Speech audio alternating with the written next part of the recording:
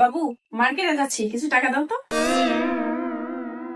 लेकिन एक सेकंड 1 2 3 কয় টাকা দেবো? তোমার যা মনে চাই তুমি তাই দাও। 4 5 6 আচ্ছা এক কাজ করো সবগুলো টাকা নাও যাও টাকাটা ভালো করে মার্কেট করে নিয়ে এসো এই পিঙ্কি এই খুব ক্ষুধা লাগছে ভাত দাও